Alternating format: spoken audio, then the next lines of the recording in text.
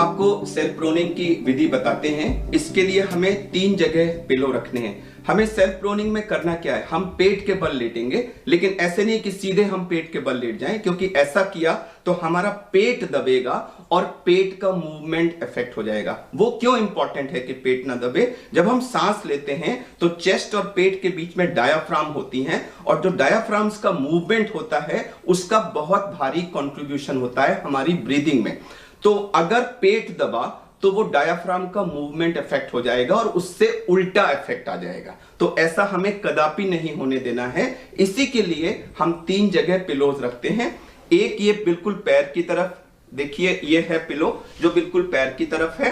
ये उतना इंपॉर्टेंट नहीं है। सबसे इंपॉर्टेंट पिलो हैं 2 या 3 या 4 आपको लेने पड़ेंगे depending on the size of your pillow, जो कि हमारी पेल्विस, जो ये है हिप बोन हम जिसे कहते हैं, इस हिप बोन के नीचे आएंगे। ध्यान रखना है कि पेट के नीचे पिलो नहीं आना है। पेट का जो लोअर मोस्ट पोर्शन है जिसको हम हिप बोन कहते हैं, ये पिलो पे आएगी। और तीसरा पिलो होगा हमारे हेड एंड की तरफ, जो हमारी अपर चेस्ट को सपोर्ट करेगा। तो प्रोनिंग पोजीशन में जाने के बाद हमारी अपर चेस्ट एक पिलो पे सपोर्टेड होगी, हमारी जो ये हिप बोन है ये 2 या 3 या 4 depending on thickness of pillow उस पे सपोर्टेड होगी, और पैर हमारे नीचे की तरफ होंगे। सबसे अहम चीज है कि पेट बिस्तर पे नहीं दबना चाहिए, और आपकी पोजीशन हो जाने के बाद पेट और बेड के बीच में एक हाथ जा पाना चाहिए, जो इंश्योर करेगा कि आपके पेट का मूवमेंट ठीक हो रहा है। अब मैं इसको करके दिखाता हूं। मैं झुका, पेशेंट तो लेटा होगा तो वो लेटी पोजीशन में भी कर सकते हैं, मैं आपको खड़े होकर दिखा रहा हूं। अब मैंने ये 3 पिलो लिए हैं। अब ये इंपॉर्टेंट है कि मेरा पेट ना दबे, ये जो पेल्विस वाला पोर्शन है ये इसके ऊपर आए। तो मैंने अपना ये जो पेल्विस का पोर्शन है इसको इन पिलोस के ऊपर लिया, लेट करके थोड़ा सा मैंने उसको एडजस्ट किया। अब मेरा पेल्विस का पोर्शन, हिप बोन वाला पोर्शन पिलोस के ऊपर है, पेट बिल्कुल फ्री है। अब ये चेस्ट वाले तकिए को मैंने थोड़ा सा अपनी तरफ लिया और इसको यहां पर जो मेरी अपर चेस्ट है इस पे कर लिया, यहां पर।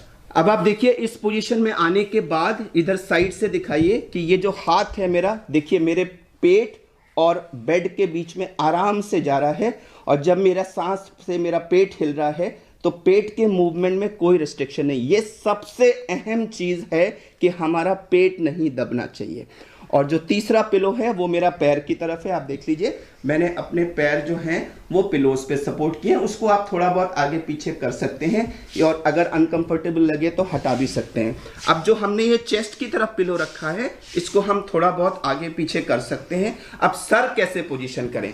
कई तरीके हैं। आप या तो सीधा इसको थोड़ा ऊपर लेके अपनी थोड़ी जो है वो इस पे सपोर्ट कर सकते हैं, देखिए ऐसे हो गया।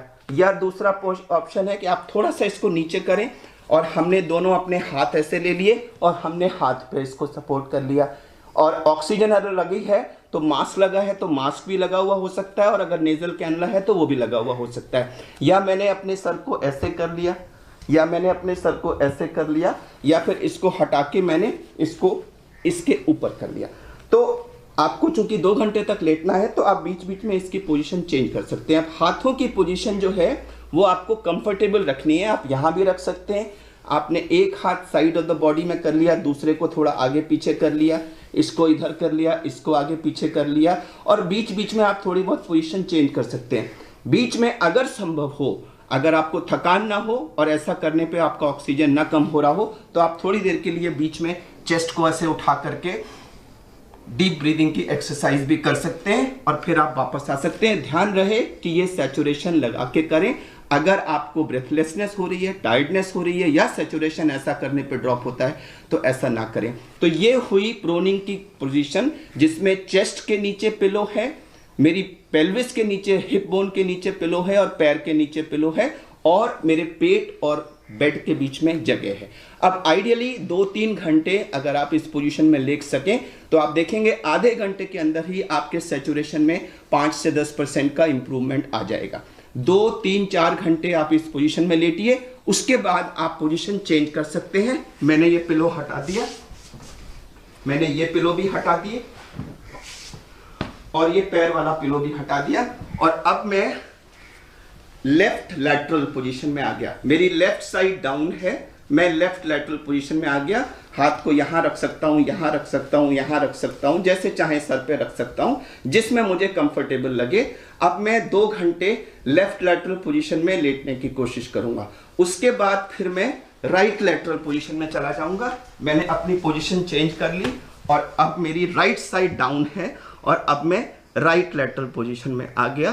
तो मैं अब राइट लैटरल में 2 घंटे लेटने के बाद अब हम सीधे हो सकते हैं, अपने बैक के बल लेट सकते हैं और इस पोजीशन में हम थोड़ी सी ब्रीदिंग एक्सरसाइजेस कर सकते हैं थोड़ी देर, या फिर हम धीरे धीरे धीरे उठ के बैठ सकते हैं और उठ के बैठ के चौकड़ी मार के बैठ जाएं। ऐसे बिल्कुल अपने को झुका के ना बैठें ऐसे, क्योंकि उससे हमारी लंग कैपेसिटी कम होती है। अपने को पूरा जितना सीधा हो सकता है और जितना चेस्ट को पीछे कर सकते हैं, थोड़ा सा ऐसे मूवमेंट कर लें, थोड़ा शोल्डर्स को ऊपर नीचे मूवमेंट कर लें, थोड़ा ऐसे दाएं बाएं मूवमेंट कर लें। और बैठने के साथ में आप अपने को सपोर्ट भी कर सकते हैं। बेड पे कोई स्टूल या कोई ऐसी चीज अगर ले लें, ऐसे रख लें और उस पर एक पिलो रख करके ऐसे करके आप यूं रख करके इस पर सपोर्ट लेकर भी बैठ सकते हैं। तो इससे भी, ये हम लोग कार्डियक पेशेंट्स में ये पोजीशन अक्सर यूज करते हैं, तो इससे भी आपको सपोर्ट लेके बैठने में थोड़ा सा मदद मिलेगी। तो 1-2 घंटे बैक पे लेटना या सीधा, तो 2 घंटे प्रोन यानी पेट के बल, 2 घंटे लेफ्ट लैटरल, 2 घंटे राइट लैटरल, फिर 1-2 घंटे बैठे हुए या बैक पे लेटे हुए, और फिर इसी साइकिल को हम रिपीट कर सकते हैं। अब जरूरी नहीं है कि हर पोजीशन में आपको बेस्ट मिले, इंडिविजुअल वेरिएशंस होंगे। तो अगर आपको किसी एक पर्टिकुलर पोजीशन में बेस्ट ऑक्सीजन मिल सकता है तो उस पोजीशन को आप ज्यादा समय के लिए इस्तेमाल कर सकते हैं। मैं फिर दोहराना चाहूंगा कि ये जो सेल्फ प्रोनिंग है ये कोई मैजिक बुलेट नहीं है, नंबर 1। नंबर 2, ये ऑक्सीजन का या वेंटिलेटर का या आईसीयू केयर का कोई श्योर शॉट ऑल्टरनेटिव नहीं है। यह हर घर में आसानी से बिना किसी इक्विपमेंट के, बिना किसी एक्सपेंडिचर के कर सकी जाने वाली प्रूव्ड, साइंटिफिकली प्रूव्ड इफेक्टिव एक मेथड है। और इसको जैसे ही आपका सैचुरेशन कम होना शुरू करे, अगर आप इसको इस्तेमाल करने लगे तो तुरंत आपको 5 से 10% का ऑक्सीजनेशन में इंप्रूवमेंट मिल जाएगा, जिससे हो सकता है आपको ऑक्सीजन लगाने की जरूरत ही ना पड़े। एक, या जब तक आप ऑक्सीजन या बेड का अरेंजमेंट करते हैं तब तक कम से कम आपका सैचुरेशन इंप्रूव हो जाएगा। और अगर ऑक्सीजन भी आप लगानी पड़ी तो हो सकता है उसकी मात्रा हमें कहीं कम इस्तेमाल करनी पड़े, जो आज की तारीख में बहुत इंपॉर्टेंट है। तो ये सेल्फ प्रोनिंग एक साइंटिफिकली प्रूव्ड मेथड है। आईसीयूज में पूरी दुनिया में वेंटिलेटेड पेशेंट्स में इसका इस्तेमाल होता है, और जहां जहां रिसर्च हुई है 3/4 से ज्यादा पेशेंट्स में इससे सिग्निफिकेंट बेनिफिट प्रूव हुआ है। In fact it has been proved कि ये आईसीयू पेशेंट्स में डेथ रेट को कम करता है। तो जो इतना वेल प्रूव्ड मेथड है उसका हम घर पे इस्तेमाल क्यों ना करें।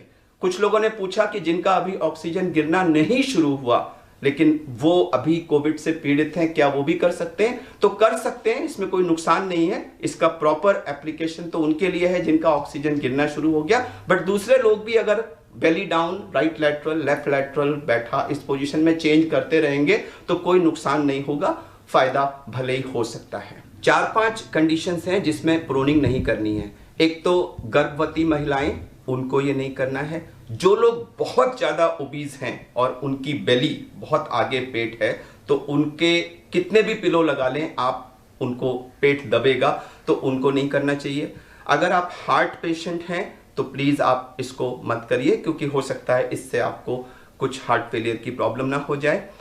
अगर आपकी स्पाइन की कोई मेजर प्रॉब्लम है, कोई स्पाइन की आपको स्पॉन्डिलोसिस या स्पाइन की कोई प्रोलैप्स डिस्क वगैरह की प्रॉब्लम है, आपको हिप बोन का कोई ऑपरेशन हो चुका है, पैर में किसी बोन्स वगैरह का फ्रैक्चर है या किसी चीज का ऑपरेशन हो चुका है, तो कृपया ये ना करें, क्योंकि हो सकता है कहीं उन फ्रैक्चर रिपेयर साइट्स को कहीं इससे नुकसान ना हो जाए। एक और चीज, खाना खाने के तुरंत बाद ऐसा ना करें, क्योंकि उस समय पेट थोड़ा फूला होता है, तो तुरंत बाद करने से आपको उल्टी आने की या इस तरह की संभावना हो सकती है। दूसरा, अगर ऐसा करने पर आपको कोई डिस्कम्फर्ट हो रहा है, बहुत तकलीफ हो रही है, तो फिर आप आप ऐसा ना करें। कई बार लोगों ने रिपोर्ट किया है कि जैसे ही वो प्रोन पोजीशन में जाते हैं खांसी आ जाती है, तो थोड़ी देर अगर खांसी आ रही है तो उसको टॉलरेट कर लें, जरूरत हो तो उस पोजीशन में आप नेबुलाइजर भी ले सकते हैं, और प्रायः मैंने देखा है कि थोड़ी समय के बाद वो एडजस्ट हो जाते हैं और वो खांसी कंट्रोल हो जाती है।